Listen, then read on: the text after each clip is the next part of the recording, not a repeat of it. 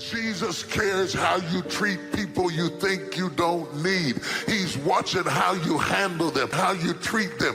Anybody can treat somebody good when you want a loan, when you need an equity loan, when you need an investment, when you need a job, when you need some help. But very few people take the time to respect the janitor, the butcher, the baker, the candlestick maker, the attendant. You got to treat people with the same dignity. And I just got through talking about how God protects you. You might, to the defenseless, to the broken, to the wounded, to the rejected, to the person who has a scarlet letter on their head. I want you to lift up your head.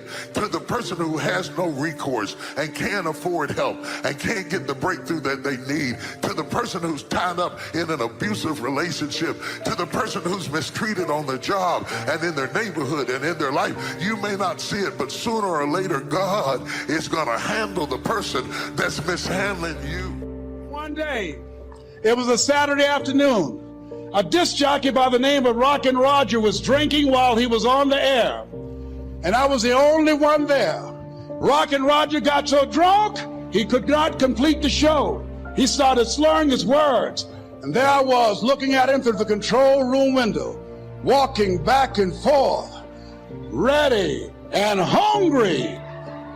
Then pretty soon the phone rang. It was the general manager, and I answered the phone. I said, hello? He said, young boy, this is Mr. Klein. He said, Rock can't finish his program. He said, would you call one of the other DJs in? I said, yes, sir. I said to myself, he must think I'm crazy. I called my mom and my girlfriend, said, y'all come out on the front porch and turn up the radio. I'm about to come on the air. And I called him back. I said, Mr. Klein, I can't find nobody. He said, young boy, you know how to work the controls? I said, yes, sir. He said, go in there and segue the record, but don't say nothing here. I put on a fast record. I said, look out, this is me, LD Triple P. There were none before me, and there will be none after me. Therefore, that makes me the one and only. Young and single and love to mingle, certified, bona fide, and qualified to bring you satisfaction and a whole lot of action. Look out, baby, I'm your love man. I was hungry. I was hungry. You got to be hungry. Your real life, the one God really got for you, is in your imagination. It is not in your current situation. And if you've been living like that, you have then restricted yourself to a commonality that is really not yours. Because what really God got for you is really in your imagination. Faith is the substance of things hoped for and the evidence of things not seen. The most powerful thing you can do is let it slide right off. Don't give it the time of day. Don't think about it anymore. Don't relive it. Don't go call your friends, tell them what they said. Keep your heart pure. Save your emotional energy to live this day to the full, to pursue your dreams, to love your family, to be good to your neighbor. When someone is rude, they're offensive, don't take that personally. It's not about you, it's their own struggles on the inside. They don't like themselves, that's why they don't like you. They're upset over things that have nothing to do with you. You just happen to enter their story when they're blowing off steam. Stay oiled up and move on. None of that will stop your destiny unless you get distracted and start fighting battles that don't matter. Trying to pay people back instead of letting God be your vindicator. This is what David did. 1 Samuel 25, David and his men had been living out in the countryside. They were on the run from King Saul. A man named Nabal lived in the city of Carmel, not far from David. He was very wealthy, thousands of sheep, goats. But verse 3 says, Nabal was a mean man. He was dishonest and hard to get along with. David and his army had been protecting Nabal's property by just being there. They were very powerful. They could have taken the flocks, got rid of his shepherds, but they were good to Nabal. It was time for shearing the sheep, the harvest season. So David sent messengers to Nabal asking for food since they had been protecting his family and flock. You would think Nabal would be grateful. He had these men watching after him, but Nabal was very rude. He said, who is this man David? Never asked him to do anything for me. I don't owe him a penny. Tell him to forget it. I'm not going to give him anything. When David heard that, it set him off. He didn't think about the oil of joy. He didn't sing the psalm he wrote, this is the day the Lord has made. Let's be glad. He was furious. He told his men, pack up. We're going to go take care of Nabal. He said, as surely as I live, not one of Nabal's family members will be alive by this time tomorrow. David was offended, angry. He wasn't going to let Nabal get by with insulting him. And yes, there are times we're supposed to fight. We need to take action. David fought Goliath, but you have to make sure that battle is between you and your destiny. If not, it's a distraction. David was so wrought up in his emotions, he didn't realize this wasn't a battle he was supposed to fight. How many times are we fighting battles because, like David, we're offended, we're upset, they did us wrong, but that wasn't a battle between us and our destiny. It was just our flesh getting riled up, wanting to take matters into our own hands. We were supposed to let it slide off, not dwell on it, and trust God to be our vindicator. Here's how merciful God is. David was headed toward Nabal's house, full speed ahead, about to make a mistake that would hinder his destiny. Nabal's wife was a lady named Abigail. She was a wise woman. She loaded up 200 loaves of bread, 200 bottles of wine, 500 cakes, and headed out to meet David. When she saw him, she bowed down low and said, "David, my husband is a fool. He's hard-headed, hot-tempered, dishonest. He shouldn't have insulted you. I brought you these gifts, hoping you'll forgive him." She went on to say, "David, you are called to be the king of Israel. Why would you even fight with this fool? Why would you waste your time with this stubborn man? Don't let this needless battle be a blemish on your record." She spoke wisdom into David. She was saying, "David, look at who you are. You're the next king. God is going to entrust you with an enduring dynasty, but you're about to blow it, taking revenge on this fool." David came to his senses. He said, "Abigail, the Lord God of Israel surely has sent you to me today. For if you had not kept me from carrying out vengeance with my own hands, not one of your family members would be alive." We're all going to encounter Nabals in life. People that are rude, hard to get along with, offensive. I'll ask you what Abigail asked David. Why are you fighting with a fool? Why are you in conflict with someone that's not going anywhere? Why are you upset with that person that cut you off in traffic? You don't even know them. Why are you offended at that coworker? They're not between you and your destiny. They can't stop what God has planned for you.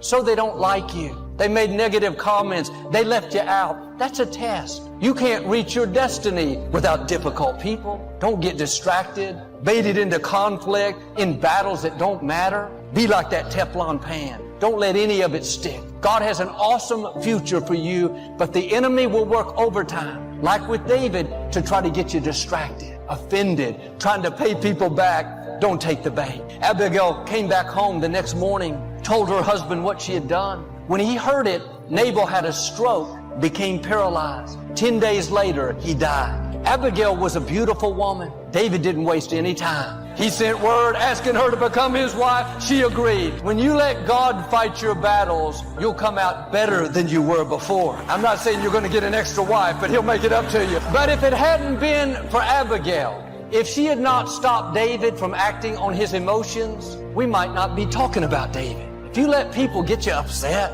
offended, where you're focused on paying them back, you can miss your destiny. Maybe today I'm your Abigail. Maybe God sent me to remind you to not let difficult people bait you into conflict, steal your joy, cause you to live frustrated, spending energy on things that don't matter.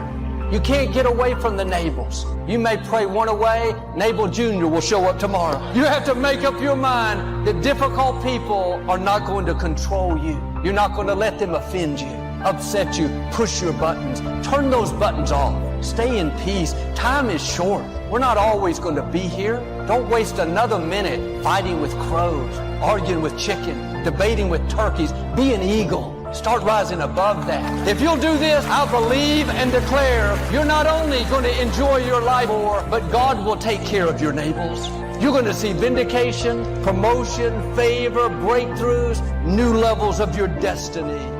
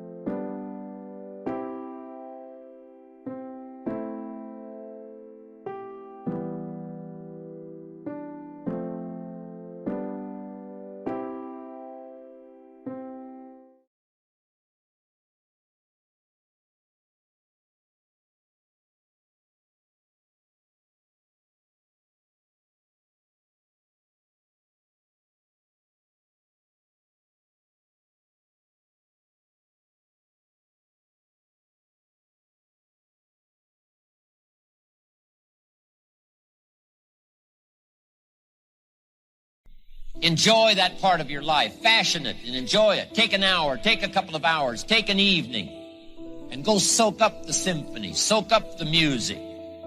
And when you do this, with family, with culture, lifestyle, here's what happens. Number one, you can enjoy it. It's a spendable commodity. But here's the most exciting part of all. The feelings you get from here, the coin, the currency, the worth and the value you get from fashioning a happy life, fashioning a conversation with a child, fashioning a love experience. A good marriage is not a marriage that's left to the wind. It must be well woven. A friendship must be well constructed. A cultured life must be well woven, well constructed. A love affair must be well woven. I'm telling you, all of these values that come from lifestyle, and nobody can engage in the art of lifestyle better than Herbalife distributors, Mark Hughes being one of the best. Better to live in a tent on the beach, be in love, than to live in a mansion by yourself. But now here's the last part. This is the most exciting. Not only can a well-fashioned lifestyle experience be enjoyed, here's the powerful part. It can be invested. It can be invested. Because here's what really happens. You take lifestyle, all those values, all the coin, all the currency of lifestyle, and you invest it. This feeling here helps you to now, drives you to do the better study. Why?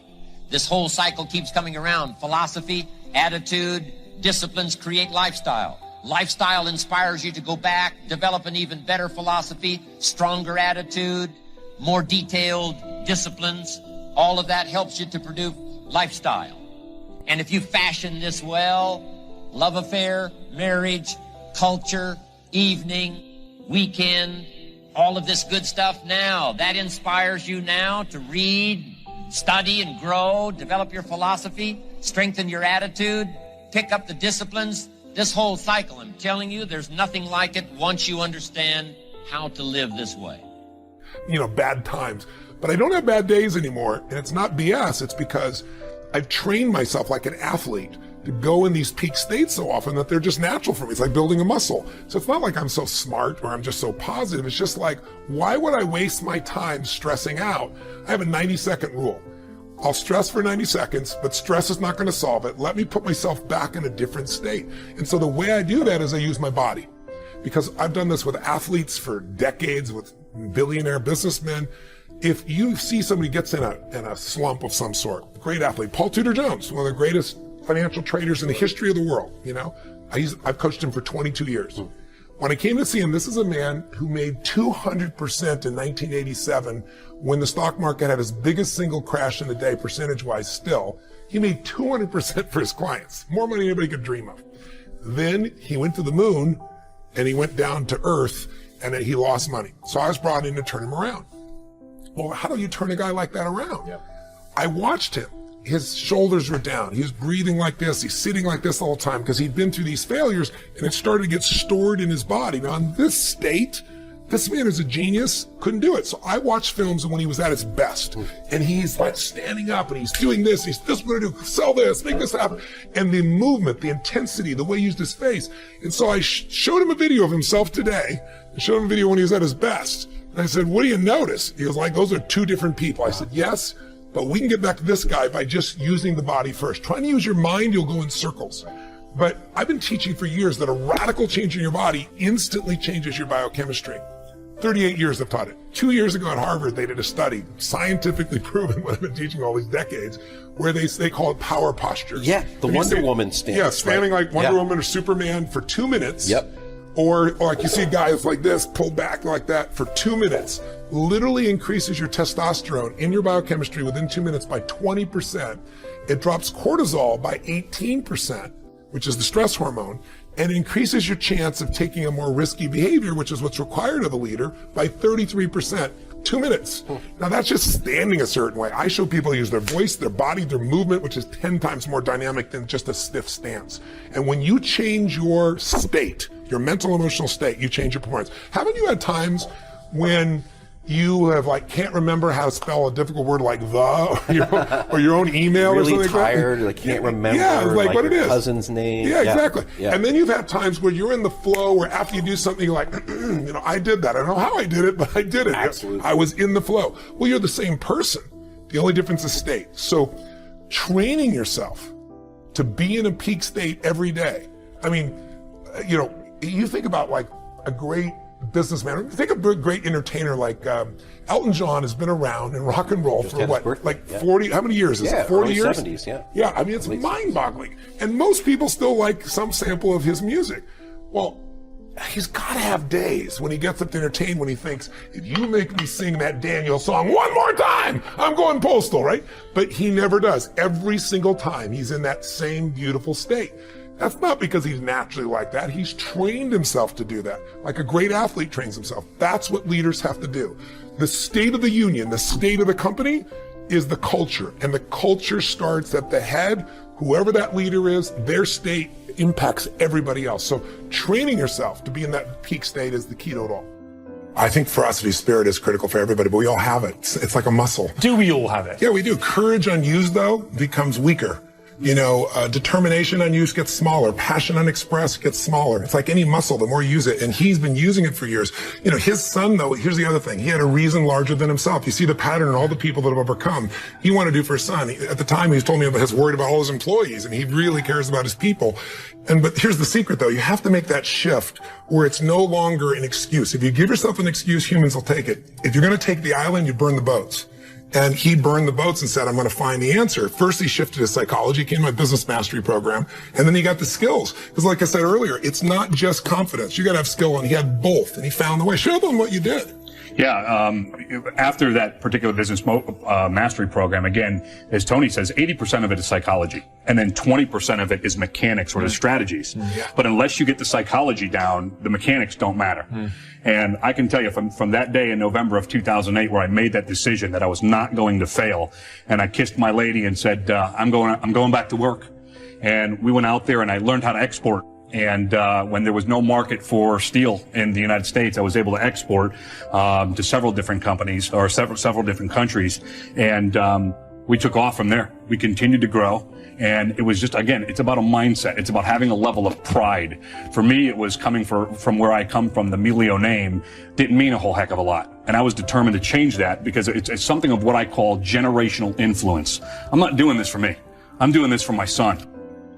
The other thing you should do if you're not very industrious is discipline yourself. And so what do you do with that?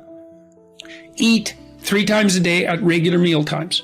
That's a good thing to practice because that starts to put some stability into your life. Get up at the same time.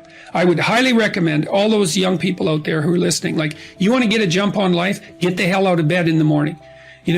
As I've got older, I've got up earlier and earlier. Now, that's partly because you don't need as much sleep, but it's also partly because I've got more and more disciplined. Get up early in the morning and get your things done. Man, learn to get up at 6 in the morning and you'll be one deadly creature, especially if you can get to work. You'll have half your damn day done by the time other people haul their sorry asses out of bed. How many of you feel like your mind is always on? Like you're worrying about the past or you're anxious about the future?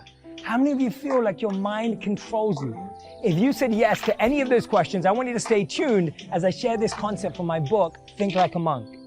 Hey everyone, my name is Jay Shetty and welcome back to my YouTube channel. Now I know you've experienced this. You wake up in the morning, ready to start the day early, but your mind makes you press that snooze button. You decide you're going to be really, really healthy, but your mind makes you break that promise and then makes you feel guilty for it afterwards. Or the best yet, your mind has focused on preparing for this interview, but reminds you of all of your flaws, mistakes, and rejections just before you walk inside. How many of you have experienced any of these things before? So let me tell you a personal story. I remember once trying to give up chocolate fudge cake. Now, I know that sounds crazy, but for those of you who know me well, you know that I have a massive sweet tooth and I absolutely love chocolate cake. So this was already going to be difficult. But now, as soon as I'd made that commitment, Every time I walked past a bakery or a cake shop, I literally felt like that cake was staring at me, and there was a voice in my head that said, buy me now, eat me. I mean, I know I sound psycho right now, but it's true, right? We have that feeling as soon as you make that commitment to yourself that you're going to have a healthy diet, you're going to start working out, whatever it may be, we're triggered almost in the opposite direction by our own mind. How does that happen? Why does it happen? And how do we overcome it is what I want to share with you today. To explain this, we first have to understand the difference between the monkey mind, which we're talking about right now, and the monk mind. So the monkey mind is always jumping from branch to branch. It's always looking for the next pleasure or that instant gratification. It's always looking for the short-term win. It's the part of us that complains, compares, and criticizes. But the monk mind is focused on the root of the issue. The monk mind is focused on discipline and long-term gain. Instead of being comparing, complaining, and criticizing, the monk mind is calm, composed, collaborative, caring, and compassionate. So if we want to make that transformation and that switch, we have to understand how the mind works. And I'm going to show you how the Bhagavad Gita talks about this conversation that we all experience in our minds between the mind and the intelligence. Now, how many times have you ever woke up in the morning and had that conversation in your head? There's one voice that says, go back to sleep. You've had a really tough week. You've been working so hard. And there's another voice that says, this is going to be the start of a great week. You've had enough rest. Now's the time to get up and you're going to perform at the highest level. This is a conversation between the mind and the intelligence. The mind is the monkey mind. The intelligence is the monk mind. The monkey mind just wants to sleep, be lazy, lethargic, and not focus on getting proper rest. You probably were forced by that monkey mind to stay up the night before and watch a show till 2 a.m. anyway. The monk mind wants you to have a proactive start to the day, proactive start to the week. So here's what's happening. We have 5 senses: sight, smell, touch, taste, and hearing. Now, all of these have different triggers. So if we think about food, you see good food, right? Or let's say you see junk food, you smell that junk food, you know what that junk food tastes like. You don't hear junk food, I don't think anyway. And as soon as that happens, there's a response that goes straight to your mind. Now, what happens in your mind, and as you can see, this is a very accurate drawing of what your mind really looks like inside. But this area of your mind, it reminds you of your past experiences you've had. So when you see those fries, you smell those fries, you see those fries, you touch those fries, it sends a response to your mind. Your mind knows what those fries taste like. It remembers the last time you had them and how good they felt, and straight away goes, yeah, let's have them. And so the mind goes, sure, let's go and plan and create, and now we have those. Now we start to eat that. And that is a recurring habit and cycle in our life. It happens from everything from food that's bad for us to toxic relationships through to making bad career decisions. The simple act of reminding ourselves of a positive experience with someone or something allows us to continue that repetition. But now we all know this. We all know that discipline is a core pillar in success. We all know that being able to resist the urges of the mind can help us be more focused.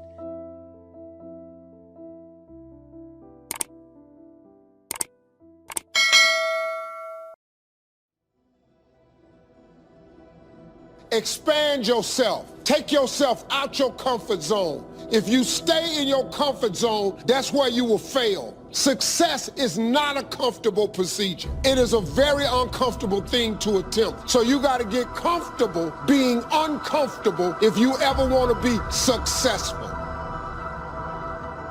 I fought a good fight. I fought for my kids, and I fought for what was right, and I fought for my good health. And I fought for a good career that would bless my family. I fought a good fight. The encroachment.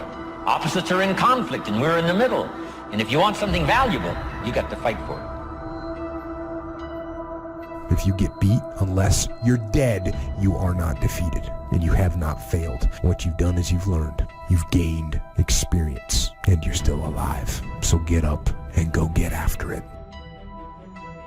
Not only have I fought a good fight, I fought a good fight, and I kept the faith.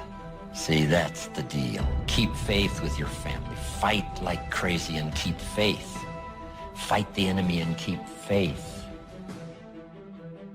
You have comeback power. When something happens to you, don't buy into what has happened to you. Buy into, I'm getting up out of here. I'm going to change this situation. This does not work for me, and I don't have the luxury of being depressed. I need to clear my head.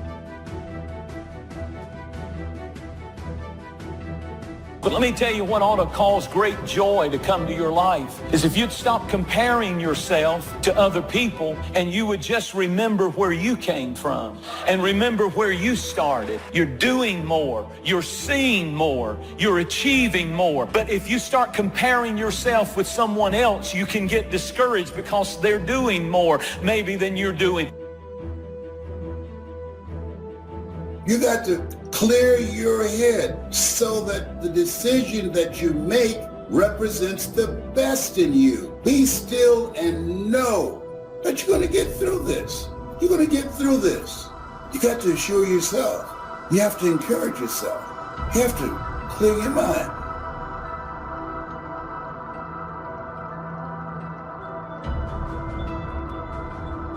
You have a great life in front of you. But your great life is in front of you. It's not behind you. What you did back there ain't got nothing to do with what God got for you. What you did back there was learn the lessons to get you to where you are at this particular moment right here.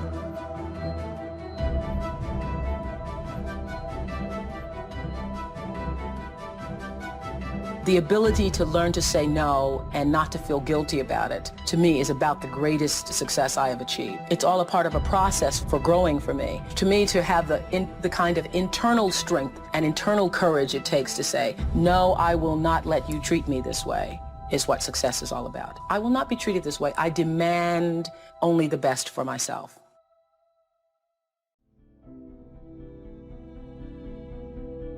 I fought one hell of a fight. Are there any fighters in here?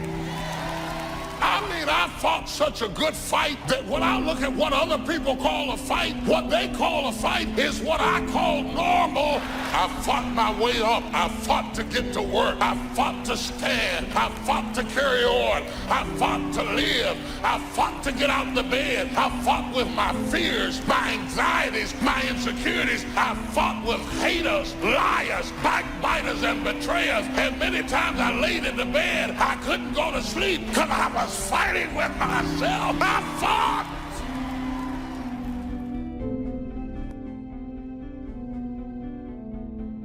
Take ownership. Take extreme ownership. Don't make excuses. Don't blame any other person or any other thing. Don't hide your delicate pride from the truth.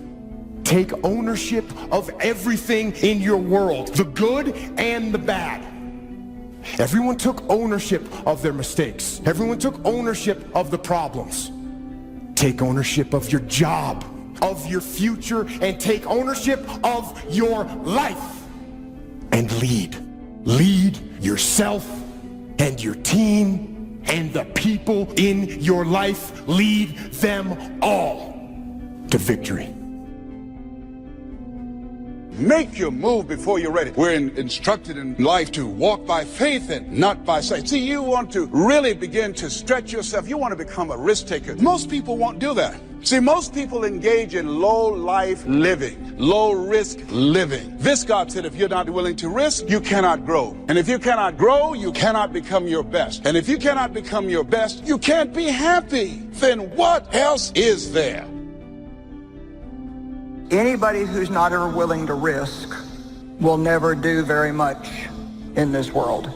And in all probability, you'll end up being quite bored with your life. A couple things that I said last night that I don't want you to forget is walking by faith is taking step one before you know what step two is. After a few times, you get a little more used to it and it's not quite as scary, but taking a step of faith is stepping out to do something when you don't know how it will be provided for. But you believe with all your heart that it's what God has told you to do. Life is short and unpredictable. And so you want to begin to take some chances. You want to begin to challenge yourself and make it okay to fail and learn from your failures. Don't allow fear of failure to draw you in You can't get out of life alive. You got to die to leave here.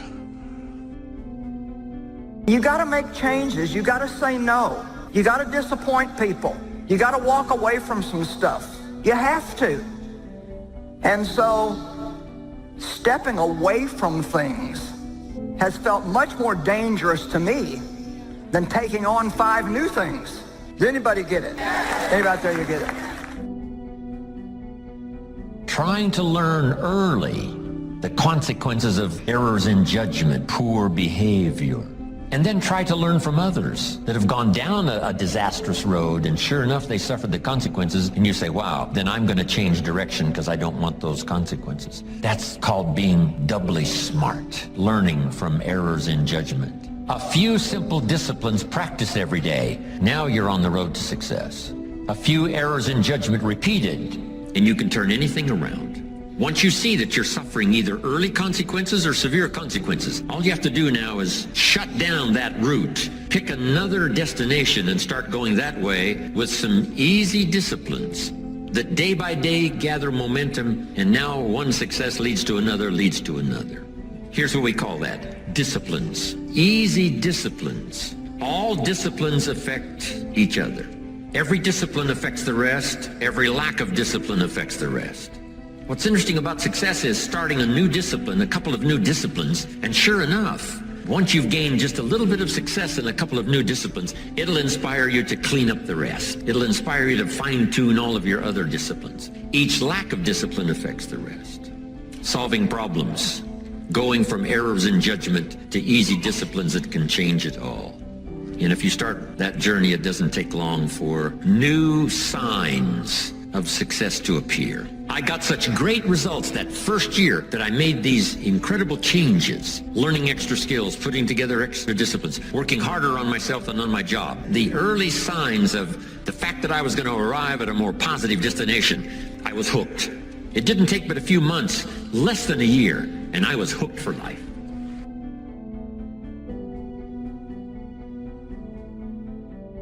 So when you begin to say, what is it that I want to leave? What contribution that I want to begin to make? What difference do I want to make in life? What is it that I want to do with the rest of the life that I have left? What chances I need to take? What risks do I need to begin to embrace? What fears do I need to step on? What areas of my life am I dead right now? What dreams? You can either live your dreams or live your fears. You have got to get to a point where you say, I'm sick and tired of living like this. There's got to be more.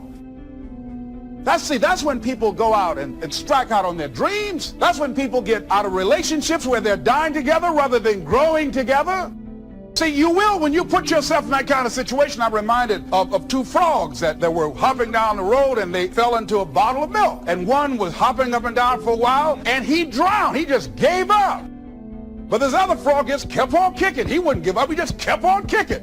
And pretty soon he churned that milk into butter and he walked on out. I ask you to start that same journey. Let your new skills, new disciplines affect all of the rest.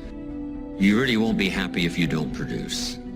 6/7 of our life was to be devoted to labor and work, to produce a work of art, to produce a good family, to produce an enterprise. That's the essence of life in its best form. First is to be a producer. What is the reason for the seed and the soil and the sunshine and the rain and the seasons of life and its miracle? What's the reason for all of that? Here it is in a nutshell for your notes. To see what you can do with it. We've got books to read, and we've got classes to attend, and we've got, things to do and things to learn. And if you put it all together, you can have not only your health, but your fortune. Why not see what you can do with what you've been handed? As basic as seed and soil and sunshine and rain. Here's what all of us have, the miracle, and it's almost godlike in its potential. The ability to recreate. Only God can create the sunshine, the rain, the seasons, the miracle of life. But here's what humans can do. Recreate those components into a harvest by planting the seed, reaping the rewards in the harvest. We call that recreation. To recreate. To take your hours and your energy and your life and a bit of skill and create. Actually recreate a career, a future, possibilities, fortune. Recreate. And that changed my life. It was Oliver Wendell Holmes who said that once a person's mind is expanded with an idea, it can never be satisfied to going back to where it was. So some of you are going to experience a breakthrough. Some of you are going to go back and look at your dreams and brush them off. Whatever goal that you have in mind, I want that to be a goal that will challenge you, something that will make you stretch. It was Osborne who said, unless you attempt to do something beyond that which you've already mastered, you will never grow. What is it that you looked at some point in time and you decided that you couldn't do it? That you talk yourself out of it? Whatever it is, bring it back out there. How you're going to do it? That will come to you in due time. See, you don't get in life what you want, ladies and gentlemen. You get in life what you are, not what you want. And see, the good news is that we can always become more by working to develop ourselves. You've got to begin to take a look at your life and look at where are you right now? What are your strengths? What are your weaknesses? What gives your life a sense of fulfillment, a sense of joy? What does a full, rich life means to you? What is it that you could love doing 7 days a week? Think about that. That takes an incredible psychology. But in that psychology, we bump onto limits, and that's what you got to shift. And if your psychology is solid, then you got to say, where are the skills I'm missing? Because that's equally important. And you won't be happy if you aren't really extending yourself. Because here's really the goal of the human adventure, the full development of all your potential. Why not see how far you can go, how much you can earn, how much you can share, how much you can give? Why not see what all you could be? That's why at my age I'm still working, traveling the world, doing what I've done for all these years, is to see what else I can become. How much stronger could I become? How much more refined could I be in my working with business partners and all the rest? Why not go for that ultimate challenge, on and on, as far as you can, take it as far as you can. Friendship is one of the greatest support systems in the world. Nourish it, protect it, look after it, develop it to the best of your ability. Next is your heritage. Keep your heritage alive. That's what's made America great, is a combination of a variety of heritages from all over the world. People have been coming from all the countries of the world to America, bringing with them their gifts. Gift of business ethics, gift of government, gift of music.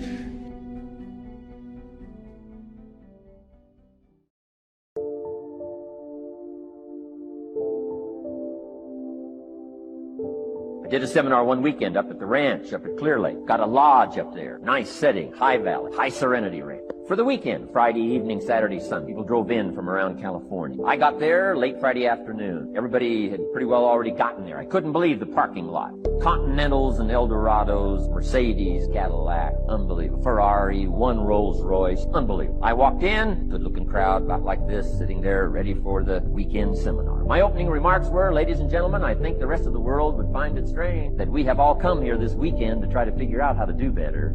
I think the rest of the world would say, I don't understand. Guy in his Rolls Royce saying, I got to get to the seminar, find out how to get another one of these Rolls Royces. Unbelievable. Anyway, let's be thankful. Here's what locks up the doors and the channels to receive more: cynicism. That locks you away. That prevents you from learning more. Being a cynic about the past and the future. Cynic about the marketplace. Cynical about people. Cynical about the institution. Cynical about the setup. Cynical about yourself. Cynical about your chances. See, that locks away all the chance for stuff to flow your way. So, good advice, I think, today. Start off, be thankful. Here's number 2, listen well. That's going to be a challenge today. I understand that. It seems like most of, our life is still going on outside these 4 walls, right? Most of our life seems like it's all, continuing out there. Family and business and associates, market, economy, and whatever else is happening in the midst of your life. And to sort of, pull your attention from what's going on out there and put it in here for just a few hours, I know, a challenge. But do the best you can. Listen well. Here's the last one. Take good notes. Be a good student today. Take some good notes. I've not come to entertain you, as you can tell by my opening joke, right? I would not make it in Las Vegas. So we don't have a dog and pony show today. No entertainment, but I do have some ideas. Take some good notes. Somebody showed me the other day notes they took about 21 years ago, attending one of my seminars out in Los Angeles. He said, I still use these notes I took 21 years ago to help me in my business relationship with my family. So I'd like to have these notes taken. They'd come that value. Then it would be worth me making the investment. Come and spend a portion of my lifetime, my energy. And I want this investment I'm making here today to pay off. And one of the ways to pay off me, for you to take good notes and then go away and use what whatever makes sense. Because what I feast on coming back around is the story. Out of this audience today, sure enough, 6 weeks from now, 6 months from now, 6 years from now, somebody's going to by phone, by letter, by personal contact, walk up to me and say, the things you shared that day got me thinking. And I started making some changes, and let me tell you what's happened to my business, let me tell you what's happened to my sales career, let me tell you what's happened to my relationship with my family. See, that'll make it worth me. Not the money, the return. Something you can't buy with money. Write that down. It's necessary as you look at your goals and your dreams, it's necessary that you have a strategy and a game plan to change the story that you believe about yourself. And that's an ongoing process. I've discovered, and many people have, that what we do, what we accomplish, what we produce is a result of the story we believe about ourselves. My favorite book says, be ye not conformed to this world, be ye transformed by the renewing of your mind. And so as I began to work on myself, I realized that I'm getting out of one story and stepping into another story. As I become aware of some things, there's still some things I'm not aware of. So I'm still growing, I'm still developing. I'm like the lady who said, Lord, I ain't what I want to be, ain't what I'm going to be, but thank God I sure ain't what I was. But I realized that you have to work on yourself on a regular basis, and write this down, for mental mindset. For mental mindset and stamina. Because things are going to happen to you. I believe that the reason that most people go to their graves with their talents and abilities and skills in them is because of the fact, number one, many are like me. They didn't know that they didn't know and thought they knew. I thought I knew myself, and I really didn't know myself as well as I thought. I've discovered that sometimes people can take you to a place within yourself that you can't go by yourself. The other reason is I was afraid. I never worked for a major corporation. I wanted to speak for corporations. I was afraid I would be exposed because I don't have a college education. I felt inferior because of the fact that I don't have a college education.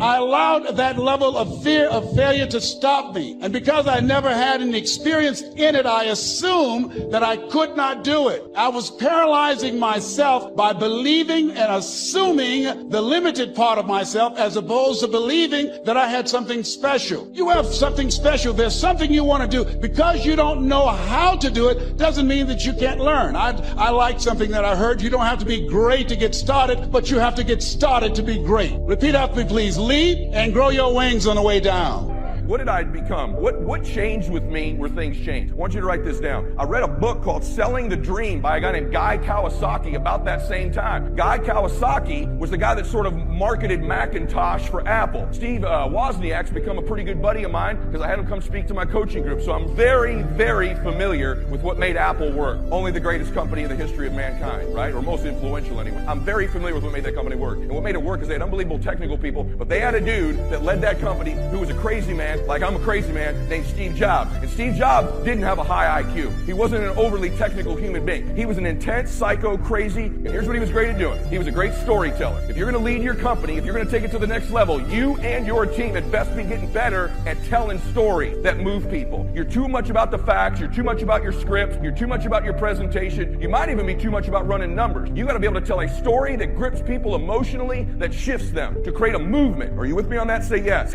You're like, what's that got to do with roofing and all this other stuff? It has everything to do with it. Everything to do with it is a story you tell and how you frame things that gets me to not only participate but close now and refer you to people. So you think, well, that doesn't matter, we're doing well. You can always do better at this. Write this down. The greatest leaders are evangelical about their cause. They are cause-oriented leaders. They find a way to take an average, ordinary product and somehow build a movement and a cause around it by becoming evangelical about their cause. Evangelical about the money your people might be able to make, or evangelical about the difference you and your company make for families. To the extent you get good at becoming an evangelical leader is the extent that you'll be successful. I'll submit this to you because it's mainly men in here. To the extent that you'll be a great father, great leader of your home and your family, is to the extent that you can become evangelical about the cause and the mission your family's on. I'm constantly telling my children, we're going to do something awesome. Our family's special. Since my son was a little boy, every night he go to bed, you're a leader, you're a gladiator, you're the greatest of all time, Max. We're going to do something great as a family. I tell my daughter that all the time, right? Why? No one told me that crap when I was growing up. I had an alcoholic dad. No one told me. I just hope he came home and didn't get mad. So are you evangelical about your life, about your cause, when people get around you? Maybe you're not loud. I'm not. Just so you know, when I walk off this stage, I'm the most introverted person in this room. Ask anybody who knows me.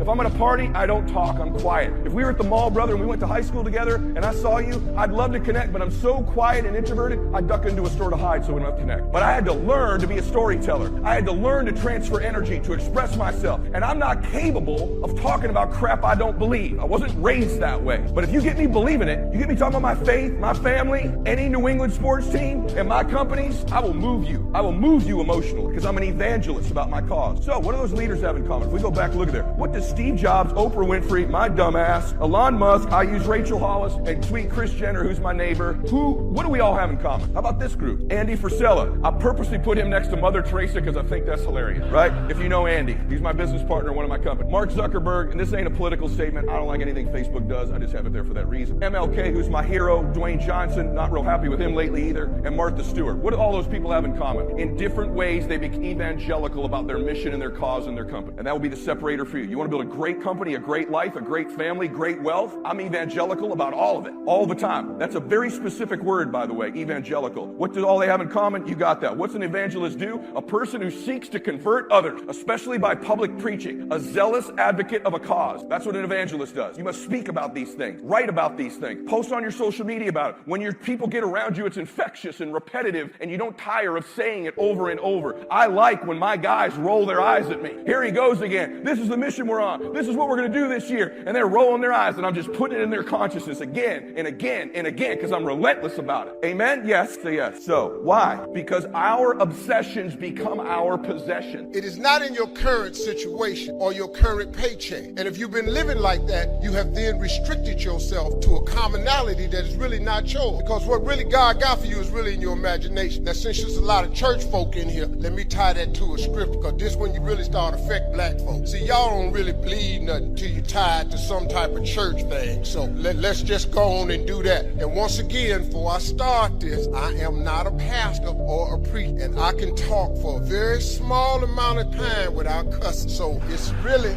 I know about the time limit. I'm going to try to end my speech before I hit that point because I want to stay dignified. This is about men of Omega, so I'm going to stay dignified. There is a script that Albert Einstein took. It's like book C, top-selling motivation ever book. See, everything comes from Bible. You don't need magic, power, positive, how to roll it, when it's, I've read them all. All of that information is in Proverbs, all of it. But let me give you this script. You've all heard, right? Faith is substance things hoped for and the evidence of things not seen.